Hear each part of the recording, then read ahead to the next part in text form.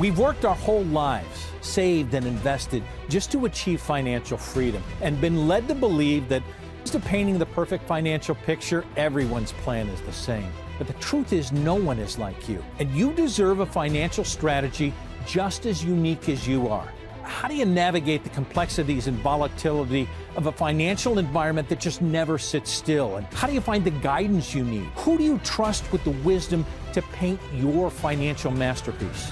You've arrived. This is the Wealth Council.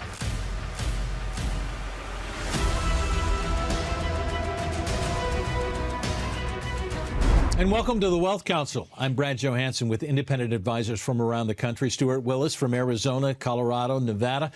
Tom Mosley out of California. And 𝗱𝗏𝗃𝗏𝗃𝗏. Gentlemen, I want to start out with, maybe I can coin it as the big secret. I'll take you back all the way to 2015. Bipartisan Budget Act of 2015, which changed Social Security forever. Tom, why is it the big secret? Well, before 2015, there were a lot of levers you could pull. You could do different things. There was a file and suspend, and you had restricted applications you could pull, and you could actually make lots of money. I mean, I've been in business where I've helped people make tens of thousands of dollars more money legally from the Social Security Administration just by pulling those levers.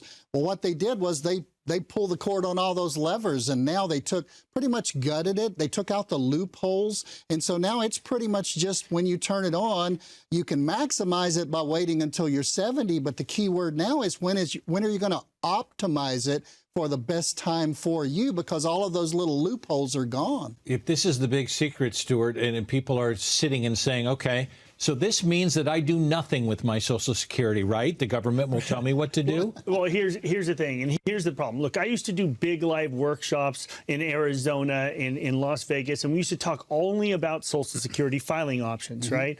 They would be packed rooms. And look, I was wrong at the time, because what I told the people was that, look, you are the biggest voting bloc in America. Senior citizens, nobody's going to touch your benefit. That was wrong, because they did it in 2015 and the media was silent. Nobody said anything about it. And more Social Security keeps getting taken away. And what really scares me is when Bernie Sanders and Lindsey Graham agree on something. And what they agree on is that higher income folks don't need Social Security as much. And we heard the same kind of talk back in 1983 and 1993 when they first allowed you to start taxing Social Security for the first time. So up to 85% of your benefit is taxable as ordinary income in many cases. In many cases, 𝗱𝗏𝗃𝗏, are advisors being silent on this as well? I think so. I go back to what Tom said earlier. You know, there's this talk about trying to maximize your benefit, but I think you have to really optimize your benefit. And so when we look at coordinating your Social Security benefits, it's really a part of your overall income plan. You know, there's no cookie cutter solution that is actually the right thing for every single person out there. Agreed. With all the tools available these days, you have to look at your entire income picture and figure out how coordinating your Social Security could be the right thing for you, and you got to do it in a really unique way that is personalized to your situation. That's what optimization means to me, and I think that's so much more important than maximizing. And not to pick on Tom here, but I think the use of those words really does matter. And look, because as advisors, we've always focused on Social Security, and the idea of maximizing sounds best, but getting the most benefit over your lifetime may not be the right answer. It's about getting the benefit, A, when you need it most, and B, so that it helps you last through retirement to have an enjoyable retirement. And part of that is around doing the tax planning to make Social Security more efficient for you. Because remember when I said it's up to 85% taxable as ordinary income. Those thresholds, those tax thresholds, were set back up in 1983 and 1993 and have never been adjusted for inflation. So at the time, Bill Clinton, President Reagan before him, said that only the wealthy should be paying a bigger share of taxes on their Social Security. Yeah. But do you feel wealthy as a couple at $44,000 of provisional income? I don't know. That to me doesn't sound wealthy. It's because it's never been adjusted for inflation. Those numbers have never changed. So in 1993, what are we now? 30 years later? 30 years later, hasn't moved. $44,000 is a different number today than it was then. So what am I supposed to do, Tom? Well, here's the danger. They changed it in 83, 84. They changed it in 93, 94. They changed it in 2015, the big secret that we're talking about. They're talking now about they may have to change it again in 10 years and only pay out 77% of the benefit.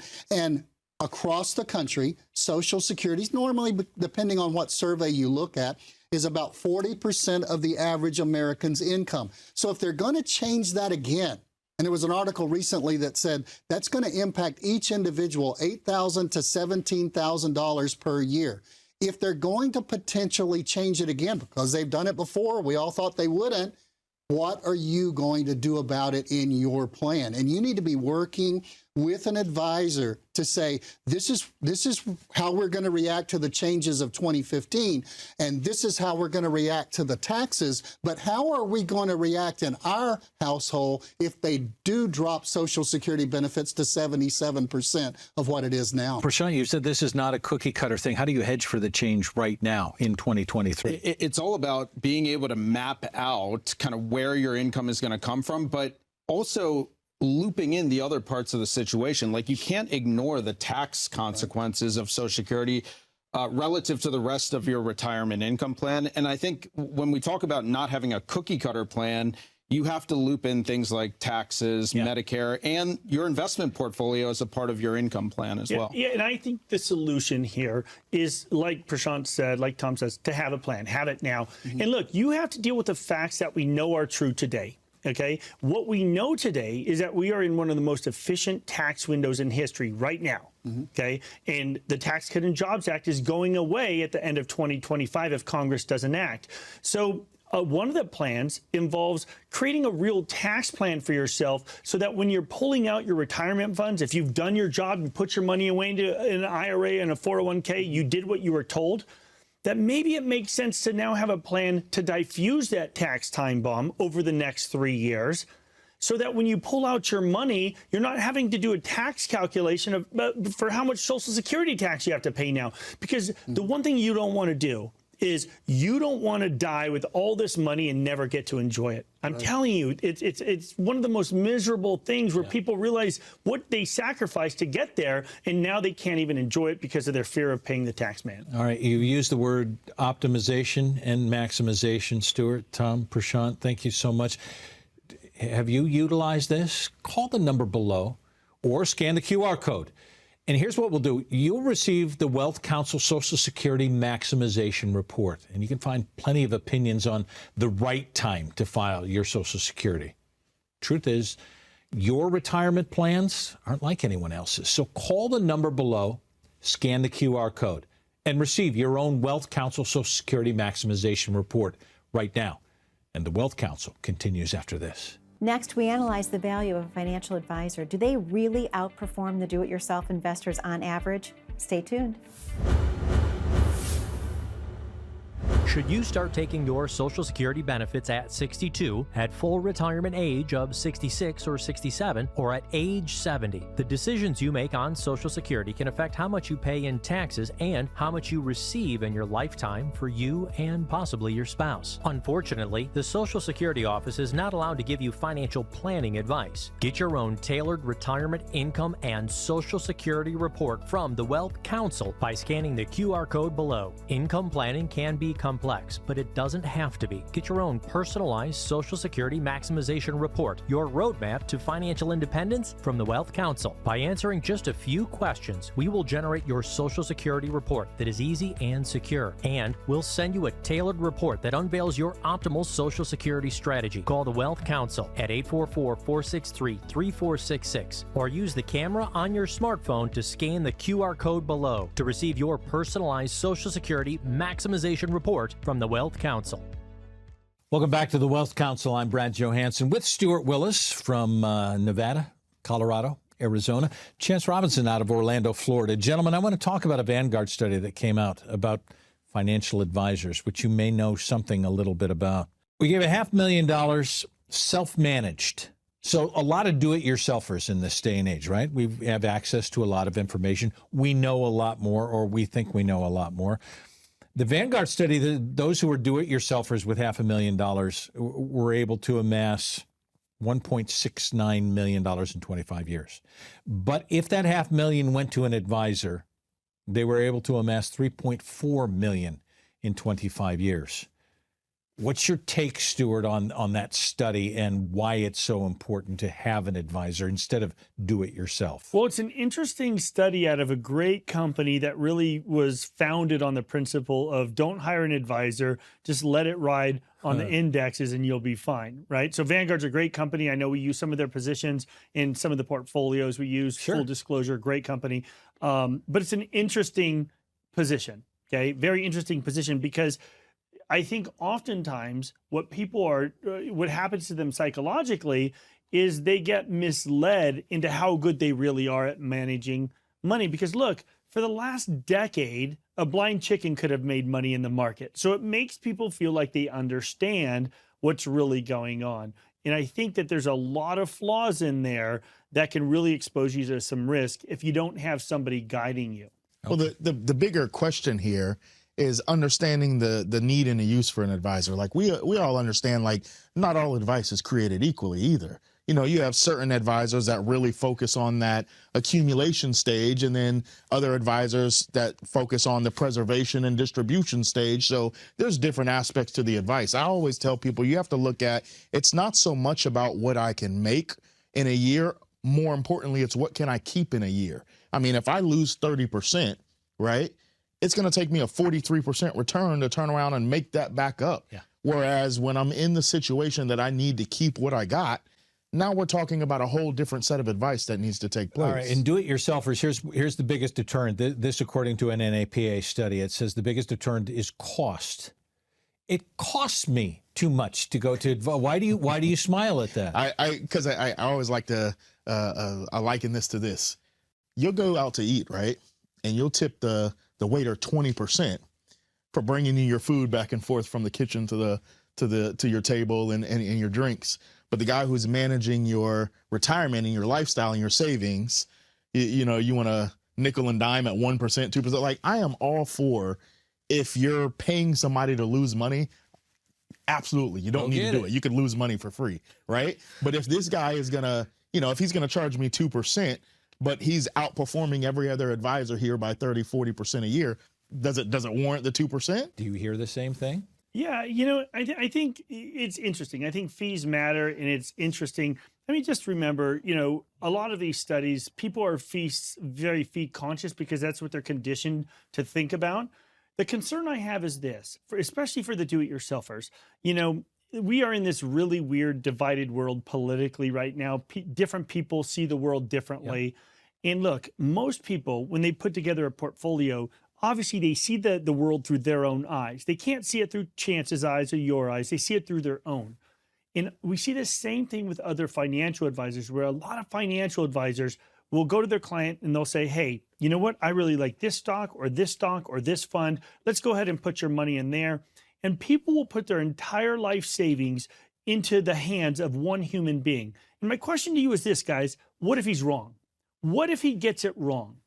You're going to do that? Well, listen, I think the one thing I think is really important is to have an advisor that isn't a do-it-yourselfer himself, but somebody that has access to multiple money managers, to not just have a diversification of your investments, but a diversification of perspectives, to have multiple points of view reflected in the same portfolio. So if one guy gets it wrong, it doesn't wipe out your whole life's work. I don't have a whole lot of time, but I want to get to this point because within this study, it says most people believe that only wealthy people need advisors. You smile again. Yeah, I mean, it's just one of those big misconceptions. Like, to get to where I want to go, we are all playing this game of money. We've got to understand that there's different levels of advice that we can receive.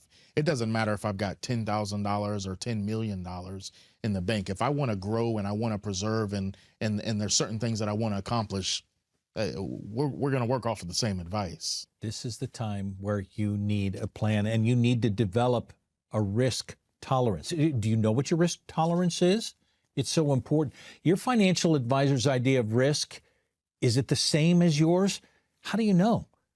Don't leave it up in the air. Find out where you stand. To receive your personalized Wealth Counsel risk report, all you have to do is call the number below or click the QR code.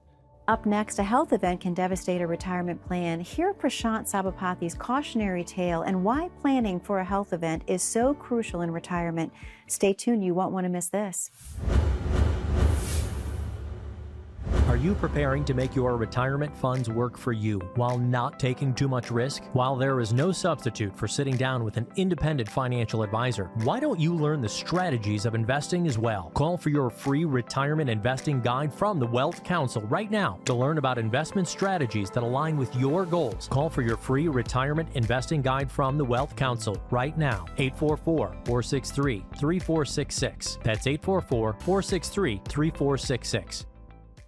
Welcome back to the Wealth Council. I'm Brad Johansson with an advisor spotlight. 𝗱𝗃𝗀𝗃𝗀𝗃 out of Baltimore, Maryland joins us now. Nice to have you here. And I want to talk about something that's kind of personal to you because we talk in financial advising all the time about planning for the unexpected. You've had more unexpected than probably most people share. Yeah, sure has. Back in 2015, Brad, my mom, 58 years old at the time, she was diagnosed with frontotemporal dementia. Wow. 58 years old, so young. And I'll tell you what, I'll never forget it. It was in the summertime of 2015, and we found out about the diagnosis. And you go through the normal reaction of, oh my goodness, what's going on? But after a couple months, things really start to set in, and the family starts to think about, how are we going to deal with this? How are we going to deal with this both emotionally, but how are we going to deal with this financially? If we need care for mom, and that turns into round-the-clock care, which is what it has become now. Do we have enough money to do this? How do we come up? I remember Dad saying, how do we come up with $8,000, $10,000, $12,000 a month? And that's where I think the importance of doing some proactive planning on the front end is really beneficial. You said in the early stages, we're just trying to deal with this, and it took you a while to even have finances set in your mind about this is going to be a huge deal for us. Absolutely. I mean, it's a total emotional reaction at first, just the stress of it all. I think there's probably a little bit of denial there at first before you even get to thinking about what the long-term effects of all this could be. And so, yeah, it's a process. And I sat there thinking, I can't even imagine what it would be like if we didn't have a plan in place to deal with some of this stuff. Which is where many people are. Absolutely. And that's what we see in our practice all the time is people come in, and because it's not exactly the most fun thing in the world to think about, people tend to ignore those types of things, dealing with long-term care, dealing with catastrophic emergency or loss of life. And so as difficult as it is to talk about and to think about, those are the most important things, in my opinion, that you have to be proactive about planning for. Because people will panic and say, oh no, I can't do anything. On top of your mother, you had more that came after 2015. We did. A couple years ago, my wife was tested positive for the Huntington's disease gene, and that threw another kind of situation at our family in terms of both long-term care planning, family planning, those types of things, genetic testing. So a lot going on there, but I just go back to, how do you take that? How do you take it? Do you take it head on, or do you be really passive about it? So your advice for somebody would be what? Be proactive, have tough conversations with your loved ones. Make sure that you're as prepared as possible. Certainly the emotional preparedness is one thing, but if you can do anything financially, whether it's explore your options for long-term care, explore your options for how to create more income in retirement so that you can support those type of catastrophic situations, that's what we have to do, as difficult as it may be. It's surrounding yourself with good people, and that includes good financial people as well. Prashant, thanks so much. Thanks, Brad. Wealth Council continues after this. When the Wealth Council returns, when your employer files for bankruptcy, what happens to your pension? Stay tuned.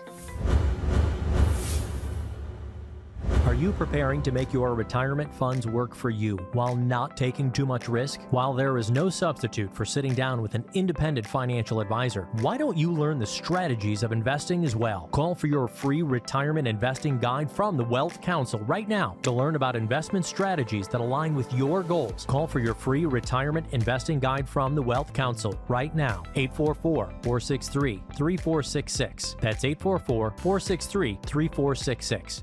Welcome back to the Wealth Council. I'm Brad Johansson with independent advisors Tom Mosley out of California, Brian Correnta out of Pittsburgh, Pennsylvania. Gentlemen, I want to talk pension health. I want to talk how it affects retirement.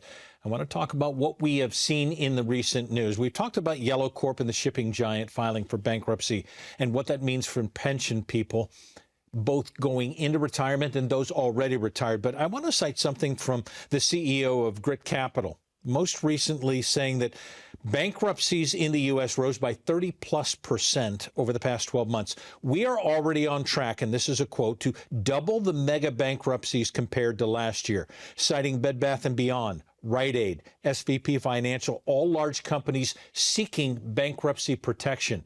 Does it mean anything to people who are looking at pensions and how they go into retirement or already in retirement, Tom? I think it absolutely does, because the pension has some protection from the government that you know, they're protected somewhat. But that company and the strength of that company that's funding into that pension, that's the major source and the only source of funding that pension. Those companies are the ones that have raised their hand. They said, we need to go into bankruptcy. But how many other companies are out there that are facing the economic environment that we're facing right now with the 15 or 16% run up on inflation that we've had in the past 3 years, with the run up on interest rates? Because a lot of companies leverage. Most companies leverage. That means they go to borrow money so that they can continue to expand and to grow. And when those companies are going and they're getting that money at 2.5%, it's one thing. But when they're getting that money at 7, 7.5%, 8%, it's a whole nother thing to the bottom line. And that's why so many of these companies are raising their hands and we're in trouble. Well, and I will say this is why when you look at your retirement plan from your employer, if you are getting a pension, a lot of people aren't anymore, but you may want to look to see if there's a lump sum option available, right? Because even take folks that work for large companies, you know, like U.S. Airways is a great example, right? Pension Benefit Guaranty Corporation took over those pensions. Even folks that were retired, that were already receiving their pensions, saw reductions in their pensions. Imagine being retired and getting a check every single month and then getting a letter 5, 6 years into retirement saying, we can no longer pay you what we promised to pay you. We can only give you 60 cents on the dollar, or whatever they decide to do. Right. And this is why, if you are one of those folks today that are able to have a pension, you may want to look to see if there's a lump sum option available and create your own private pension. I wonder if all of this news is now creating a red flag for people to say, I probably need to take another look at what I've got right now, and maybe in that portfolio or plan list that I am right now, I may need to start looking at a plan, Tom. Well, you need to start looking for a plan. Brian talked about the lump sum option. That comes when you leave the company. And that lump sum option, you can stay with the pension. Usually, we'll just say right up front, usually that pension can pay you more right off the bat because they've had your money for years within that pension plan and it's grown, and they're able to give you a higher monthly, smaller amount generally, a little bit more. But then a lot of people move that into a private pension, or they use it to build a full retirement plan. They might not need all of the income they're getting from that pension and that payout that they're getting. So they take the lump sum and they carve out some of it to go into a private pension that's paying them the income they need, and they take the rest of it and do the things they need to do. So their options. Here's the biggest one, I think. If you are married, or if you're single and you get it on just your life, if you're married and you get it on your wife and your spouse's life, and something happens to you 2, 3, or 4 months later, that money is gone. It's gone. It dies with you. And that's the thing. When you create your own private pension, right? Explain the private pension. Okay, so the private pension, very simply, is an income annuity. That's all pensions are, the form of an annuity. Okay. Social Security is the form of an annuity. It's designed to pay you income for the rest of your life. But here's the difference. If you leave it with your company, you don't have control, just like Tom said, because even if you took a joint payout option, that would mean that both you and your spouse get it. But if both of you die, that pension dies with you. Whereas if you take the lump sum and you create your own private pension, not only will it be guaranteed for your life, but if you die, guaranteed for your spouse's life. And if your spouse dies, anything left in the account is paid to your beneficiaries. That doesn't happen when you leave it with a company. And when you leave it at a company, I always say, look, folks, when they leave a job, typically will clean out their desk, right? Take their stapler, take their little sweater vest, but they leave their money there. Right? It makes no sense in most cases to leave your money with your corporation because a lot of times if you build a really good financial plan, sometimes you can create a much better plan on your own and maintain control of your own money. Right. Control. That's the key issue. It is the key issue. And if you don't have control, it's time to take control. Call the number below, scan the QR code, and you receive your own Wealth Counsel written financial plan. We're going to prepare a plan specific to your retirement needs, leave no stone unturned in order to build a plan just for you. And to receive that Wealth Counsel written financial plan, all you have to do is call the number on your screen or scan the QR code right now. Are you preparing to make your retirement funds work for you while not taking too much risk? While there is no substitute for sitting down with an independent financial advisor, why don't you learn the strategies of investing as well? Call for your free retirement investing guide from the Wealth Counsel right now to learn about investment strategies that align with your goals. Call for your free retirement investing guide from the Wealth Counsel right now. 844-463-3466. That's 844-463-3466. We talked about the big secret, the value of a personal advisor, and what you need to know about your pension and planning for the unexpected. The Wealth Counsel is here to answer all of your financial questions as you try to paint your retirement masterpiece. Now, if you have a question or you need a second opinion, call now for an appointment and your personalized written financial plan. We're here to help. Thanks so much for joining us. Until next time, I'm Brad Johansson, and this is the Wealth Counsel.